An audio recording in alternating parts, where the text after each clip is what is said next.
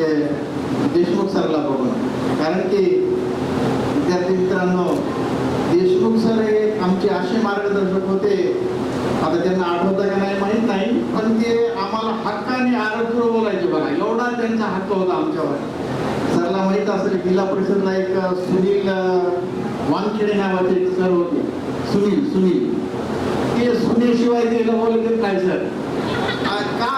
कारण की याच्यामध्ये प्रेम, जिव्हाळा, लढा सगळं यामध्ये सामावलेलं होतं. सरांचं वैशिष्ट्य होतं हक्क गाजवायचे सर, आणि मार्गदर्शन पण खूपच छान असं त्यांचं असायचं. म्हणून आम्ही त्यांना गुरुस्थानी मानतो. त्याचबरोबर मी आल्या त्यांचं दर्शन घेतलं.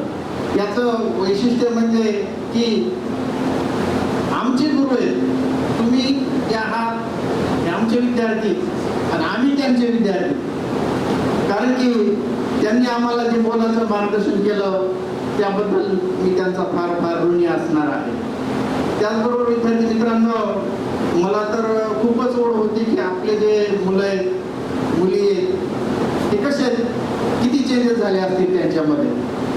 मला ओळखायला येतील का नाही ही तर शंका होतीच. आता मुलं तर ओळखतील असं मला गृहीत धरलं होतं मी, परंतु मला फक्त काही बोटावर बोलणे इतके मुलं मुली ओळखता आलेले आहेत. प्रयत्न केलाय मी भरपूर असा. असो की विद्यार्थी मित्रांनो, ज्याप्रमाणे शेतकरी जो असतो हा पेरणी करतो आणि पेरणी केल्याच्या नंतर सुगीची वाट बघत असतो, तसं आम्ही पेरणी केलेली आणि आम्ही आज वाट बघितली उत्कृष्ट असं पीक आम्हाला आज पाहायला मिळालं वेगवेगळ्या क्षेत्रामध्ये तुम्ही.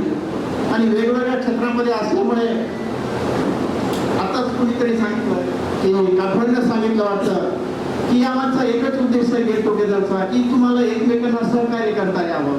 इथं येणं म्हणजे काय आहे की तुम्ही काय आहेत, कोण आहेत, तुमचं काय डेजिग्नेशन आहे, मग तुमच्याकडे कोणतं पद आहे, ते याच्या माध्यमातून काय होईल की तुमच्या एकमेकांना सहकार्य होईल आणि हा जो कार्यक्रम आहे हा सफल होईल. या मागचा हा उद्देश असा आपण प्रयत्न करूया.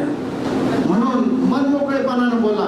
जसं आपण घरी बोलतो का नाही, कुठलाही संकोच ठेवू नका, अगदी फ्री होऊन बोलायचं. इथं आपण इथं बोलण्यासाठी चालू ना, कशाला आलोत ना, आपला उद्देशच तो होता ना. इथं एकत्र येणं म्हणजे काय की आपल्याला आपल्या जे फिलिंग आहेत, आपल्या भावना आहेत, त्या आपण भावासमान मित्रासमोर व्यक्त करायच्या आहेत. हा त्यामागचा उद्देश आहे. त्याचबरोबर माझे जे सहकारी, आता मला काही आठवत आहे बऱ्याचशा गोष्टी, आपण आठवणींना थोडा उजाळा देऊया.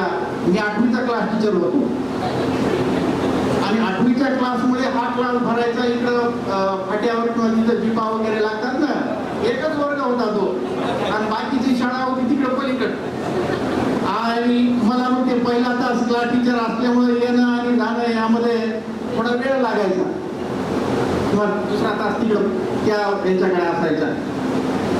परंतु ती जी फिलिंग होती, ती जी भावना होती, ती जे विद्यार्थी आज मला बरेच जण ओळखता आले, यामध्ये खूप समाधान वाटतं मला. आणि हा तुम्ही जी आमच्याबद्दल कृतज्ञता व्यक्त केलेली आहे हा जो कार्यक्रम ठेवून, त्याबद्दल तुमचे जेवढे कौतुक करावे तेवढे कमी आहे.